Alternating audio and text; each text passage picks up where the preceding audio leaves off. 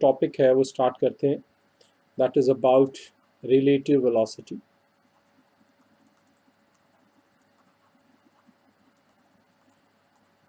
As such, relative velocity is very simple, but यहाँ से काफ़ी क्वेश्चंस पूछे जाते हैं। क्वेश्चंस सच एज कि आप you are crossing a river और अ स्ट्रीम, एक टाइप का क्वेश्चन आता है। क्रॉसिंग ऑफ रिवर और अ स्ट्रीम,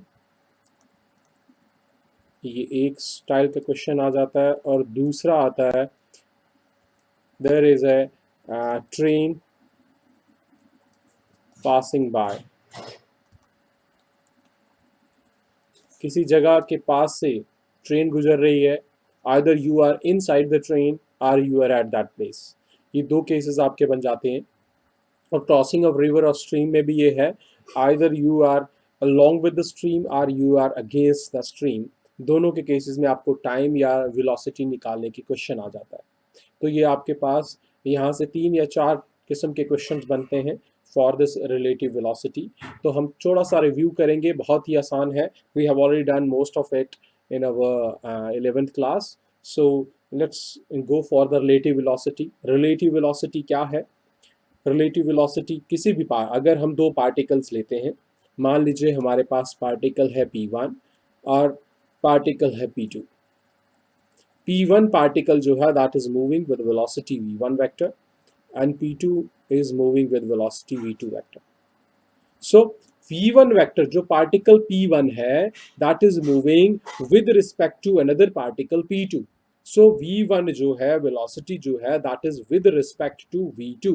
तब अगर मुझे बोला जाए कि इन दोनों की relative velocity निकालो, then the relative velocity vr of one with respect to 2, this is relative velocity of particle P1 with respect to 2, and that will be equal to v1 vector minus v2 vector।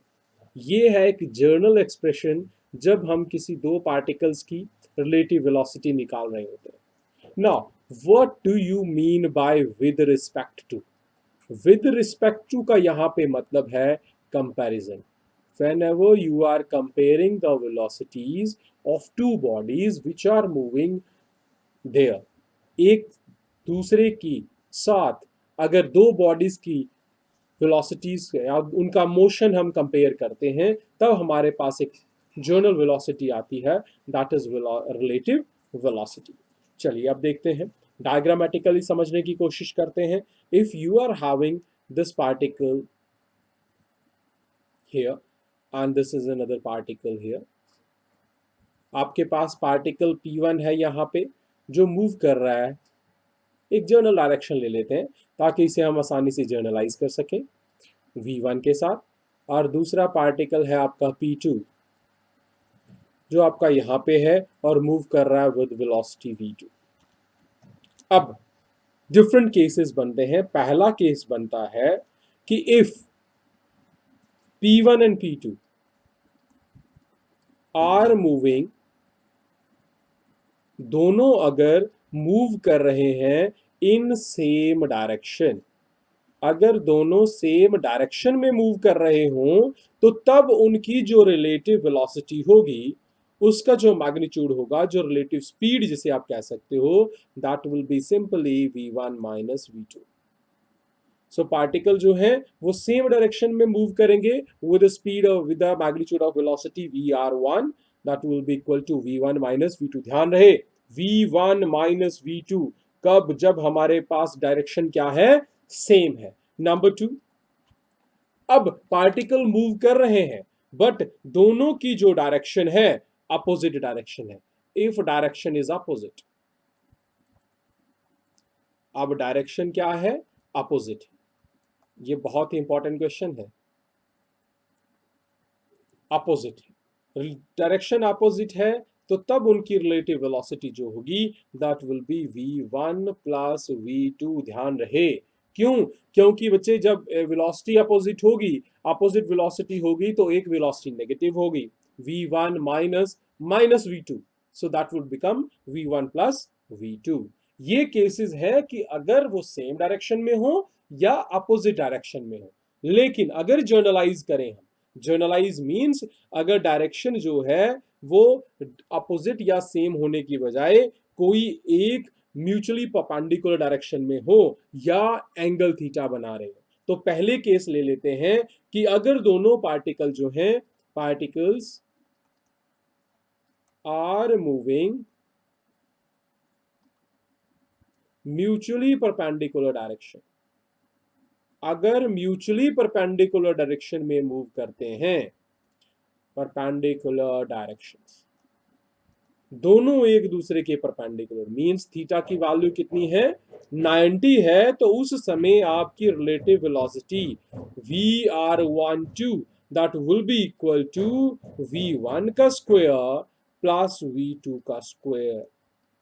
तो the resultant relative velocity will be sum of the squares and the root of the individual velocities। जो individual velocities हैं कौन है V1 V2, इनका square, उनका sum and then root, that will be when two particles they are moving mutually perpendicular to each other। अब ये सारे cases अगर हमें करने हो तो इनके लिए एक सिंगल फॉर्मुलेशन यूज कर सकते हैं, मीन हम जर्नलाइज कर सकते हैं कि V1 और V2 जो दो पार्टिकल्स हैं they are moving at an angle theta.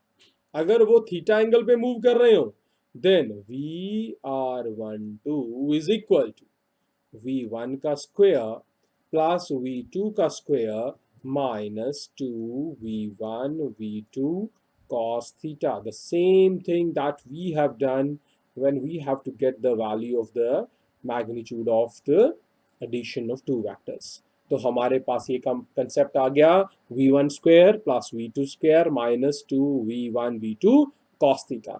अब ऊपर वाले जितने भी हमने फॉर्मूलाज निकाले हैं for the same direction, for the opposite direction, for this one and this one, इन सभी के केसेस में आप ये सारा ये सिंगल फॉर्मूला यूज करके ये सारी वैल्यूज निकाल सकते हो। कैसे? अगर सेम डायरेक्शन है तो theta would be 0 degree, theta will be 0 degree. If they are in opposite direction theta would be 180 degree, and if they are mutually perpendicular then theta would be 90 degree। substitute all these three values in this last one, theta की value put करो, you are really going to get the values। देख जैसे पहला case लेते हैं, theta would be equal to 0 degree, theta 0 होगा, theta 0 होगा तो cos थीटा, cos 0 कितना हो गया 1, तो मतलब cos थीटा हो गया 1, पीछे क्या बच गया a square plus b square minus 2ab, that is the a minus b का होल स्क्वायर, स्क्वायर और रूट कटा तो a minus b आ गया v1 minus v2। दूसरा है थीटा 180 है, theta 180 means cos 180, cos 180 means minus 1, this is minus 1, minus यहां पहले ही है, माइनस माइनस हो गया प्लस, तो whole will be the formula for a plus b का whole square, square and root would out, so a plus b वहां बच जाएगा। एंड द लास्ट वन, जब थीटा 90 है, थीटा 90 देन cos 90, cos 90 हो गया 0, ये लास्ट टर्म हो गई 0, पीछे बच गया v1 square plus v2 square. सो इस तरह से आप यूज करके ये लास्ट वाला जर्नलाइज फॉर्मूला यूज करके भी निकाल सकते हो, but sometime we do not need to go for the formula.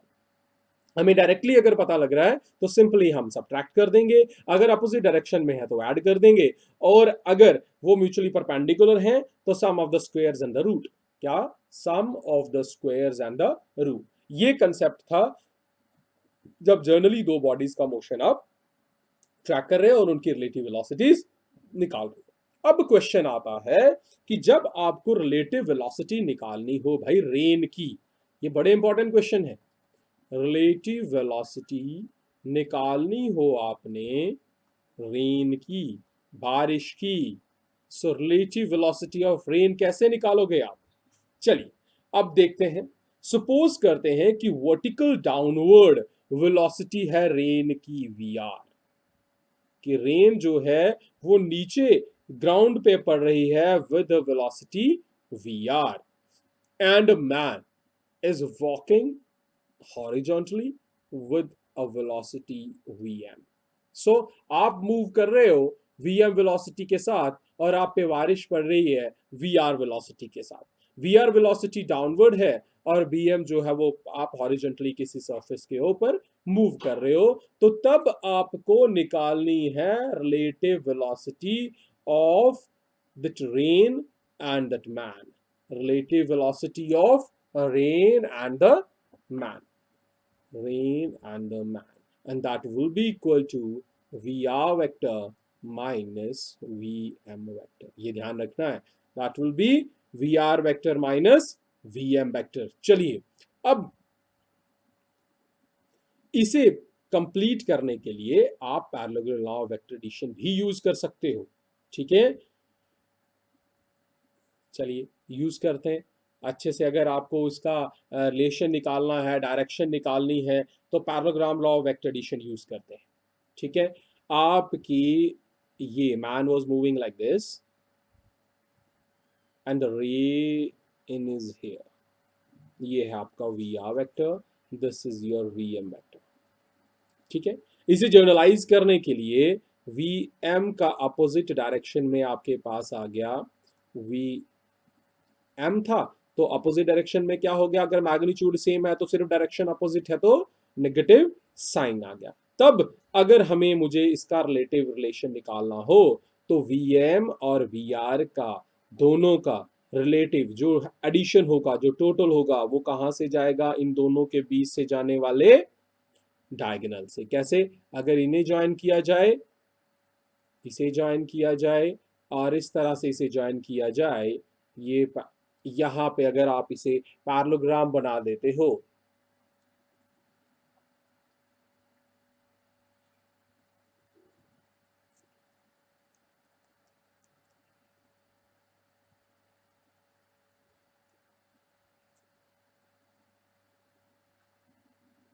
चलिए अब देखते हैं यहां पे ये पैरेललोग्राम बनाया हुआ है हमने, ये वी आर का कंपोनेंट ये है, ये आपके पास वी एम आ गया, तो रिजल्टेंट जो वी आर एम बनेगा that will be like this, this is angle alpha, this is angle beta, ठीक है। अब देखते हैं कि हमारे पास जो वी आर एम है वो कौन रिप्रेजेंट कर रहा है, आपके पास ए बी सी, ठीक है, O A, this is also the same one.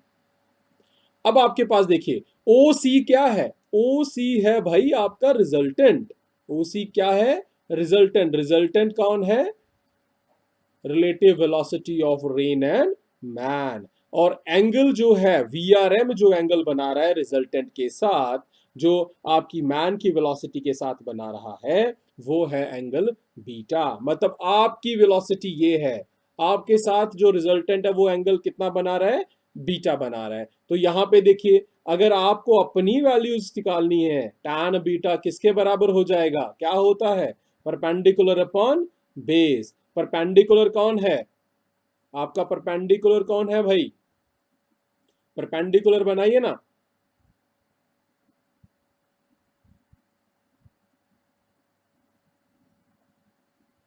Perpendicular आ गया आपका ए सी, ए सी किसके बराबर है, ओ बी के बराबर, ओ बी के बराबर है तो ओ बी कितना है, V R upon O A कितना है, V M, so it is V R upon V M.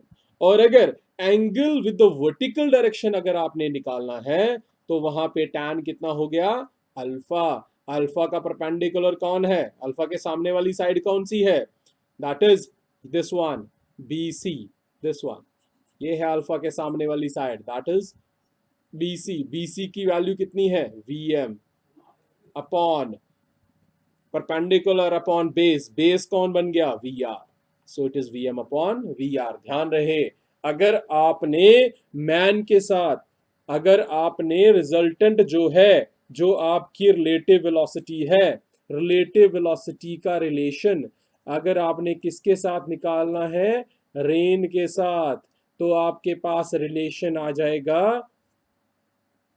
क्या रिलेशन आ जाएगा, that will B tan alpha. और अगर आपने रिलेटिव वेलोसिटी का रिलेशन निकालना है मैन के साथ, तो मैन के साथ आ जाएगा ये टैन अल्फा आ गया, तो ये बन गया आपका टैन बीटा। तो ये ध्यान रखना है, ये दोनों केसेस ध्यान रखने हैं आपने, ये बड़े ही इंपॉर्टेंट क्वेश्चंस हैं। तो अगर टैन बीटा अल्फा निकालने को आए तो V M upon V R, और अगर टैन बीटा निकालने को आए तो V R upon V M.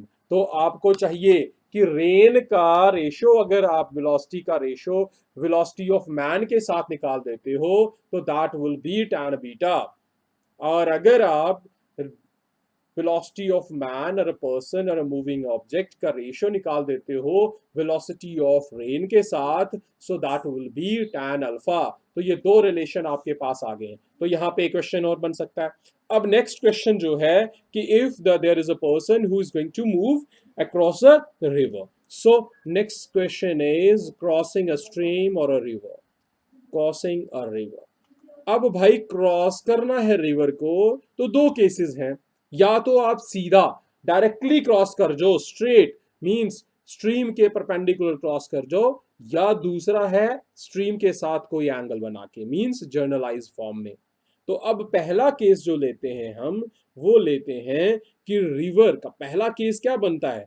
अब यहां पे हम क्या मान रहे हैं कि वी आर जो है वो वेलोसिटी है रिवर की, और वीएम जो वेलोसिटी है that is of the person who is swimming over there. ठीक है, मैन जो स्विमर है, जो आपका स्विमर है, स्विमर के वेलोसिटी है। अब पहला केस क्या है, टू क्रॉस द रिवर, आपने क्या करना है, आपने उस रिवर को क्रॉस करना है इन द शॉर्टेस्ट डिस्टेंस।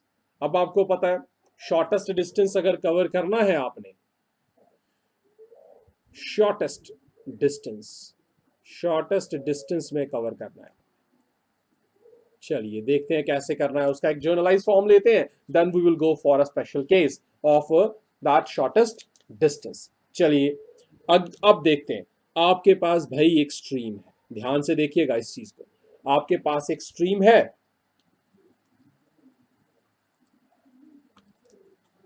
अब आपके पास आ गया, आपके पास एक स्ट्रीम है, ये भाई पैरेलल स्ट्रीम है, ये रिवर मूव कर रही है, रिवर के एजेस हैं, कॉर्नर्स हैं, बैंक्स हैं। Now what you are going to do, your stream is moving downward, your river is moving downward with velocity vr, ये vr velocity के साथ मूव कर रही है। ठीक है, अब आप यहां पे हो, you are at point O, O point से, अच्छा that one thing, this side is your downstream, downstream मतलब जिस साइड आपकी रिवर मूव कर रही है, and this word is your upstream against the movement of the river. You are moving an angle theta with that upstream, upstream के साथ आपने कितना एंगल बनाया, थीटा एंगल बनाया। अब थीटा एंगल अगर यहां बन रहा है तो this would also be the theta, that is geometry part. Now this O and this point is A, यहां पे आप ओ से ए जा रहे हो, कितनी वेलोसिटी के साथ मूव कर रहे हो, with velocity VM. Now this is O A, अब यहां पे मैं डिस्टेंस ले रहा हूं वेलोसिटी का, यहां से ये इतना डिस्टेंस जो है दैट इज, ये आपका जो डिस्टेंस है दैट इज वी आर। अब इस वी आर के साथ मैं यहां पे एक ट्राइंगल बना लूंगा, यहां तक आ गया आपका वी आर।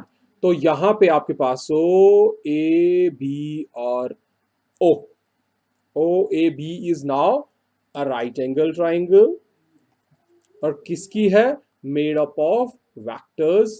कौन से वेक्टर्स हैं, ऑफ वेलोसिटीज, कौन से वेलोसिटीज हैं, of river and swimmer, river और स्विमर्स की वेक्टर्स। सो वीएम जो यहां पे है, ओ ए जो है यहां पे, ओ ए किसके बराबर आ गया, यहां पे आप ध्यान से देखो, O A is equal to, O A vector जो है वो आपका है velocity of man, A B vector जो है आपका that is velocity of a river. तो अब आपको, अब लास्ट जो थर्ड वाला बन गया, बच गया, that is O B, O B opposite direction में ना, दिस डायरेक्शन, ये वाला। तो या that will be the resultant velocity v। अब हमें रिजल्टेंट वेलोसिटी v मिल गई, so v will be equal to V M and V R. तो अब आपके पास केस आ गया कि अगर आपको केसेस निकालने हैं, डायरेक्शन ऑफ स्विमिंग जो है वो एंगल कितना बना रहा है, थीटा। तो कॉस थीटा किसके बराबर आ गया? सो कॉस थीटा किसके बराबर आ गया? What is cos theta? Base upon hypotenuse. Base कितना है? बेस है भाई आपका V R, O A B triangle देखिए, अपॉन हाइपोटेन्यूज कितना है? Hypotenuse O A is P M. So cos theta is the ratio of VR, means the velocity of river to the velocity of that man, and sine alpha. Now what you are going to have? This one, this is alpha. Alpha क्या है? Resultant का angle किसके साथ? Man के angle के साथ। that sin alpha will be the ratio of VR upon VM. ये ध्यान रहे इस चीज का, VR upon VM आपके पास आ गया। साइन अल्फा भी की वैल्यू भी वही है जो आपकी बन रही है कॉस थीटा की value. So alpha is the angle made by the. अब क्वेश्चन, एक तो ये चीजें आ गई आपके पास, कुछ टर्म्स अगर निकालनी आ जाए आपको, सो थीटा और अल्फा की वैल्यू आपको सिमिलर मिल जाएंगी। नाउ सेकेंड थिंग, अब टाइम कितना है? टाइम निकालने के लिए आपको चाहिए भाई ये वाला distance. This distance is the width of the river. ये क्या है? Width of the river. So time taken to cross, that is equal to the distance upon the velocity. distance क्या है? w, v क्या है? resultant velocity. तो आपके पास w आ गया और v velocity आ गई। w width आप पता लग जाएगी, v resultant है, resultant का मैग्नीट्यूड चाहिए, मैग्नीट्यूड निकालना आपको पता है कैसे आता है। so that is equal to vm square minus vr square। अब यहां पे आपके पास आ गया V M square minus V R का स्क्वायर। तो यहां इस तरह से आपके पास ये केसेस बन गए हैं। तो यहां पे आपके पास विड्थ बन जाएगी। So that is all about the time taken to cross the river in the shortest possible distance. ये शॉर्टेस्ट डिस्टेंस था। डिस्टेंस आपको पता है आमने सामने वाला होता है। अब अगर आपको निकालने को आ जाए shortest possible time, shortest possible time के केस में अगर आपके पास आ जाए तो वो भी आपके पास केस बनाना है आपने इसी तरह से आपकी वैल्यू आ जाएगी। ध्यान रखना है कि आपका जो वेलोसिटी है, वेलोसिटी का रेशियो जो है या वेलोसिटी की टर्मिनोलॉजी जो है, that is a distance upon time. Just do not forget this one. ये रिलेशन आपने फॉरगेट नहीं करना है, ठीक है? तो यहां से आपके पास केस आ जाएगा। क्लियर है भाई? अब एक इंपॉर्टेंट टर्म जो है या एक इंपॉर्टेंट क्वेश्चन जो है वो कहां से बनता है कि अगर आपके पास रिलेटिव मोशन आए पैसेंजर का and the train, passenger and the train and the person is inside the train. अब ट्रेन के साथ आपका रिलेशन बन रहा है भाई, all the cases they are same on this, ठीक है? अब केस क्या है? रिलेटिव वेलोसिटी है, ट्रेन जो है वो मूव कर रही है वेलोसिटी के साथ।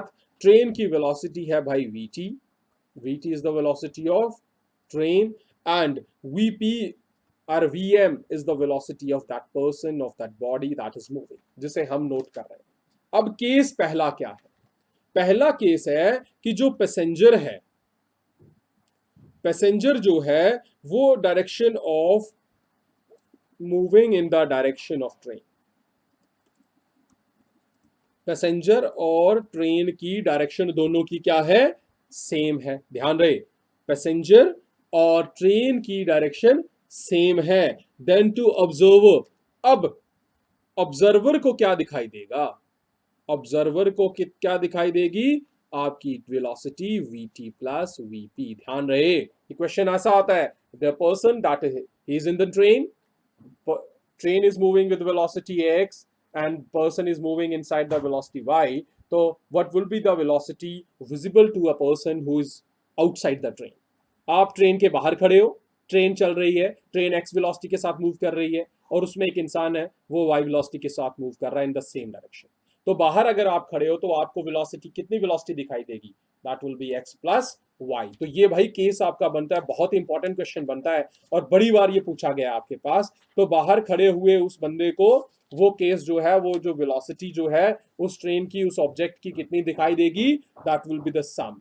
अब अगर बंदा जो है moves upward the direction of the train, बस इसका अपोजिट वाला केस क्या है कि अगर पैसेंजर जो है, पैसेंजर जो है opposite to the train move कर रहा है, ट्रेन मूव कर रहा है, तो ऑब्जर्वर को क्या दिखाई देगा, तो ऑब्जर्वर को लगेगा कि उनकी टोटल वेलोसिटी कम होती जा रही है, तो total velocity is decreasing, train minus VP, VT minus VP आ गया। सो अब आप क्या कर रहे हो, यहां पे एक चीज का ध्यान रखना है आपने, इन दोनों केसेस में, इन दोनों केसेस में हम क्या कर रहे हैं, we are finding the relative velocity with respect to train. ये बहुत ही इंपॉर्टेंट चीज है। हम क्या निकाल रहे हैं, विद रिस्पेक्ट टू ट्रेन, हम ट्रेन को रेफरेंस लेके चल रहे हैं, तो हमारे पास वीटी प्लस वीपी आ गया। अगर उल्टा केस हो जाता तो your equations might have changed along with that sense. ठीक है, तो ये आपके पास केस आ गया। ठीक है भाई, अब आपके पास एक यहां पे केस बनता है कि आप जो है, आप किसी प्लेटफॉर्म पे खड़े हो, किसी ब्रिज के ऊपर खड़े हो, तो तब जाके, अब मान लीजिए आपके पास ये है ट्रेन, ठीक है, ये ट्रेन है, ट्रेन हैज डिफरेंट बॉगीज, इस ट्रेन की लेंथ है by L, and there is a bridge, यहां पे ब्रिज है आपके पास, इस ब्रिज से ये ट्रेन पास होगी, ठीक है, और इस ब्रिज की लेंथ है capital L, small L that is the train, and this one is the bridge. ठीक है ना, टाइम टेकन बाय द, सबसे पहला क्वेश्चन, टाइम जो है, time to cross the bridge, cross the bridge कितनी होगी, time to cross the bridge will be equal to L plus L, जितना डिस्टेंस है दोनों का ना, आप इंटर करेंगे ये डिस्टेंस उसमें ऐड हो जाएगा, अपॉन वेलोसिटी। v क्या है, उस कांस्टेंट वेलोसिटी के साथ किसकी मूव कर रही है, length, crossing bridge length, constant speed जो है आपकी ट्रेन जो है वो वेलोसिटी v के साथ मूव कर रही है, तो time to cross the bridge will be total distance, total distance मतलब distance of the train plus distance of the bridge divided by the velocity. ठीक है, अब दूसरा केस, दूसरा केस क्या है कि अब वेलोसिटी कांस्टेंट नहीं है, पहला केस क्या था, वेलोसिटी क्या है, कांस्टेंट है, कांस्टेंट वेलोसिटी कितनी थी, v थी। अब आपके पास वेलोसिटी कांस्टेंट नहीं है, ट्रेन एक्सेलरेट हो रही है, एक्सेलरेट हो रही है, ठीक है। सो इनिशियल वेलोसिटी उसकी u है जब वो इंटर करती है ब्रिज को, और फाइनल वेलोसिटी जब वो लीव कर देती है, u क्या है, velocity when it enters the bridge, जब ब्रिज को एंटर कर रही है, और v is the velocity when it leaves the bridge. तो इनिशियल वेलोसिटी u थी, फाइनल वेलोसिटी क्या आ गई, v आ गई। ठीक है, अब आपके पास वेलोसिटी कितनी होगी, फाइनल वेलोसिटी की वैल्यू इन टर्म्स ऑफ, ठीक है, leave the bridge with velocity, अब आपके पास क्या आ जाएगा, v square minus you square, किसके बराबर आ जाएगा, 2as, s कितना है, l प्लस l। तो अब v किसके बराबर आ गया, फाइनल वेलोसिटी को निकालना होगा तो कैसे निकालेंगे आप, कैसे एक्सप्रेशंस निकालेंगे, that is equal to v square is equal to u square plus 2al plus l। आपको निकालना है क्या, v, फाइनल वेलोसिटी, ये u square plus 2al plus l का होल का स्क्वायर रूट। तो यहां पे आपके पास इस तरह से क्वेश्चन बन सकते हैं, क्या क्वेश्चन बनेगा आप क्वेश्चन नंबर 2 में, कि अगर आपका ट्रेन जो है, ट्रेन एंटर्स अ ब्रिज, एक ब्रिज पे एंटर करती है और उसकी वेलोसिटी है u, और u वेलोसिटी आपको गिवन है, डन, आप that train accelerates with this rate given है, what will be the final velocity as it leaves the bridge, अगर वो ब्रिज को लीव करती है जब, तब उसकी वेलोसिटी कितनी होगी? The length of the train is given, the distance, the length of that bridge is given, both the things are given to you. You have to get the value of the final value actually of the velocity. तो यहां से आपके पास ये question बन जाते हैं, और ये क्वेश्चन जो है मैं अभी इसके नीचे, इसी वीडियो के नीचे आपको एक लिंक प्रोवाइड कर रहा हूं, इसके ऊपर आपको कंप्लीट एक्सरसाइज दे रहा हूं मैं आपको रिलेटिव वेलोसिटी की, और प्रीवियस जो क्वेश्चंस आपने किए हैं तो वहां पे देखिए, उसे अटेम्प्ट कीजिए, उसे सॉल्व कीजिए। अगर आपके पास कोई भी क्वेश्चन आता है, क्योंकि ये बहुत इंपॉर्टेंट क्वेश्चन है, आप पिछले पेपर्स देख लीजिए, you are going to surely going to get some question from these topics. So अगर आपके पास अभी भी कोई क्वेश्चन है, get me know about that. अगर आपके पास क्वेश्चन ड्यूरिंग द रिवीजन आता है, during the application of these concept आता है, so get me the message on that. ठीक है, सो चलिए, अभी तक कोई क्वेश्चन है बच्चे आपके पास? कोई क्वेश्चन है इसके रिलेटेड, रिलेटिव वेलोसिटी के? तो मैं आपको इसके रिलेटेड आपको एक्सरसाइज दे रहा हूं, उसका लिंक प्रोवाइड कर रहा हूं आपको इसके साथ ही। तो वो एक्सरसाइज कंप्लीट कीजिए, और उसके बाद ही नेक्स्ट इसके लेवल पे यहां तक का टेस्ट एक में जो एक्सरसाइज आपका यूनिट टेस्ट है वो आपको भी प्रोवाइड कर रहा हूं इसका। ठीक है, वो भी आप अटेम्प्ट कीजिए, और इसके साथ नेक्स्ट टॉपिक जो होगा, that topic will be on the projectile. So there is a one homework for all of you. So in your next lecture, get prepared और go through the projectile topic, क्योंकि projectile topic आप लोगों ने काफ़ी अच्छी तरह से पढ़ा होता है, because it is also very important for your academic questions also, academic examinations के लिए भी बहुत important होता है। So come prepared in your next lecture with the projectile topic. Okay? So कोई question है आपके पास बच्चे? So चलिए, thank you very much.